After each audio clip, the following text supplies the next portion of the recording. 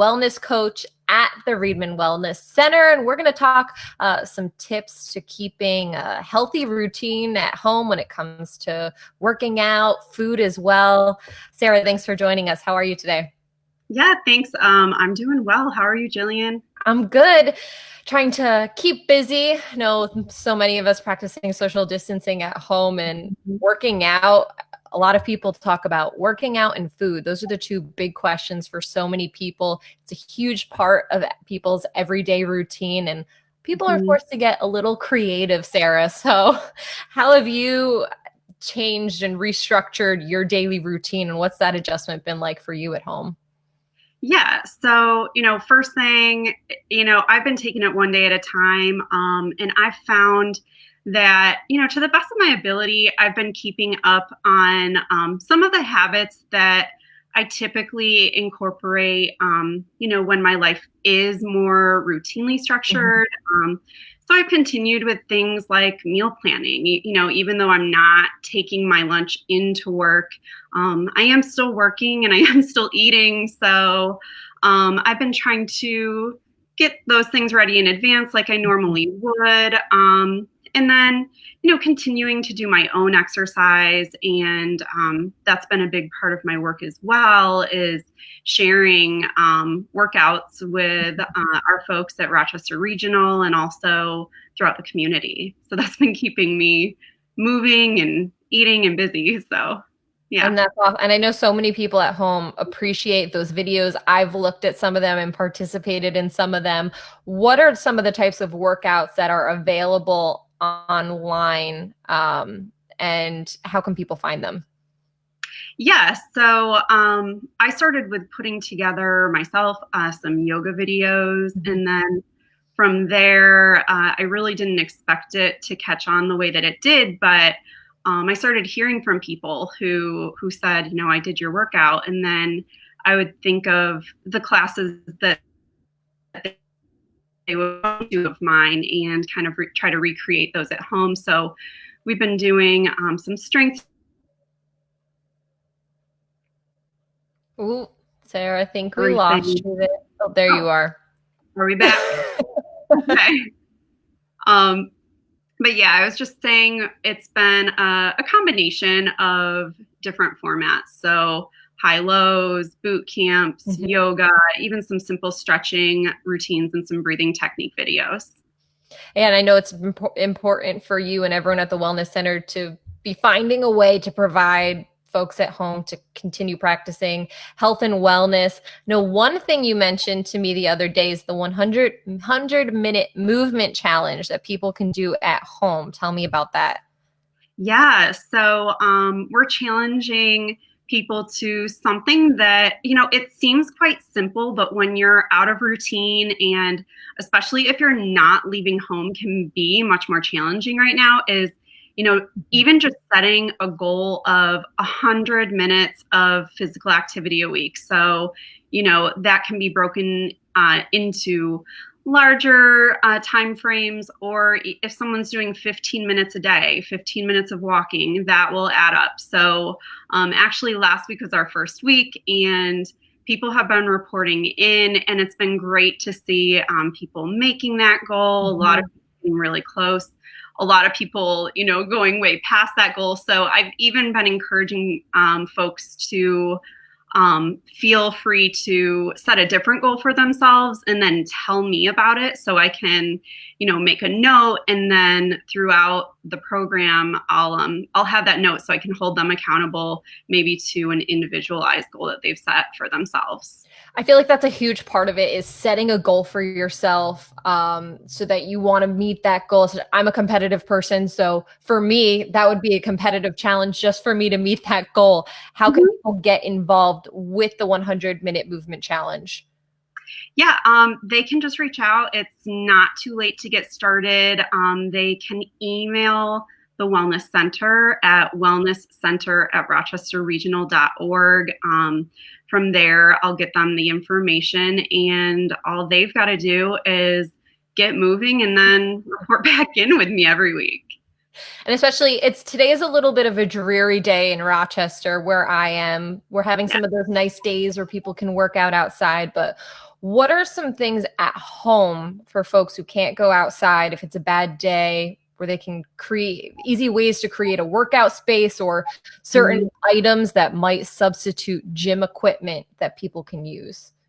Yeah, so I have heard, a lot about the obstacles of working out at home, and that's all they are. They are obstacles, and so we've got to be resourceful. A big one that I've heard is I don't have space, and let me tell you, I actually don't either. I did have to move some things around in the living room because, I don't know how long we're gonna be doing this here, so I needed to make some space for it and was fortunately able to. If you don't have weights or equipment at home, there's so much that you can do that involves really no equipment. You can get so much out of doing body weight, just calisthenics and yoga. So those are things you need. Oh, I think you're breaking up on us again there, Sarah. Let's give you a minute, see if you come back into the frame here. But for anyone who's just tuning in, we're talking health and wellness with Sarah Lane. She's an exercise physiologist and wellness coach at Reedman Wellness Center, and she's giving us some tips on how we can keep moving at home. One of those being the 100-minute movement challenge that they have in place right now that they're working on, just setting simple goals for yourself at home to keep yourself Over the last moving. week. Oh, Sarah, we've got you back. Oh no. We lost you, but you're back. Okay. Well, I was talking for quite a while. Um, I don't know what you heard or what you didn't, but We were starting to talk about, you mentioned moving things at home to make a workout space for yourself. And then we were going to go into what else, other things like yoga, things that people can do inside the house. oh, okay. Yeah, I was just saying, make sure you do. If you need to create a space, create a space. That has to come first. And then, like I said, there's so much you can do with your own body weight. If you do want to actually lift, it is challenging to do strength training outside of calisthenics in your own body weight. And I've been getting resourceful with, filling up a laundry basket with a bunch of books. I've seen other trainers having people do that with suitcases, and that's worked really well too. Okay. And I know those are a lot of the videos you're working on. You're posting them, some of the yoga videos. Why was it important for you to create these videos for folks at home to have? hmm at first it was just fun, and then it became important, I think, for a few reasons. One is for myself. I also am the student, so I've participated in some live streaming classes with friends of mine that I used to practice yoga with, and it's made my day. It's made my day to see them and to kind of feel like I'm there with them, and that's been really important for just kind of keeping my mood up. It's been something to look forward to. And then when I started posting videos and I was hearing from people that I've known, whether it's recently or from the past, and hearing that it helped to motivate them, that's kept me going because I could see that, it was working. And I don't think my videos are anything special. They're certainly not professionally cut or anything, but I think it's really important to have a personal touch and see somebody that you know right now. Yeah, it gets the job done, and it's nice for people to have someone motivating them on the other end of the camera. And while you've posted videos, I know that next week you would like to start doing some of those Facebook Live videos yourself, right? Yeah, I've been thinking about it, and it's come up a few times. So, I am curious what people would be interested in doing, and then, especially if you want to do it live, I would love to hear from folks regarding times that would work for them. I think it's time. Yeah, so then anybody who's watching this video, please leave a time and date below that you think is works best, and we'll try and accommodate the best way we can for those videos. We're talking about ways to keep moving, things we can do inside the home to stay healthy and in shape. That's one part of the battle. But another one that people are finding challenging is food. So many times over the last week, I've heard, I don't know if I'm hungry or I'm bored. So I turn to the refrigerator, and I think a lot of people can relate to that. So, what are you doing to continue eating right? And what do you suggest for other people at home? Yeah, it's definitely a challenge for me too. And I mentioned earlier, one thing I've done, I've continued to plan ahead, at least with my lunches. So I have those reliably ready to go. A big thing for me has been snacking. I've heard that from a lot of people as well. And I actually came across this really interesting post. I think I saw it on Facebook, of a woman who has created snack baskets for her children. And that's what they're pulling from for the day. So they kind of have a daily snack basket. And I thought it'd be an okay idea for me to create one for myself. And, that would help to mitigate some of the mindless snacking that I also have been partaking in. So that's Yeah, something. we have I feel like that's a great idea for kids to limit their snacking, right? But also for us, we can do that as well, because it's so easy to just open the cabinet and reach for some more food. But if you give yourself a goal, and did you make a basket for us, Sarah? I brought my basket with me, so I'll tell you what I have in it. So this is the adult basket. This may not be pleasing to your children, but trying to get it up there. Things that I included in mine, I've got up at the top some pre-cut up veggies. I actually have a cup of hummus measured out in there. That's these are my nuts and raisins that I've measured out. I've been loving sparkling water. So this is my Wegmans brand. So shout out to Wegmans. And also Bubbly has been great.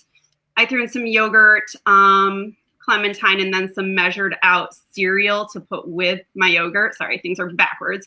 But that's my adult snack basket that I will do my best to reach from that and not directly from the cupboard.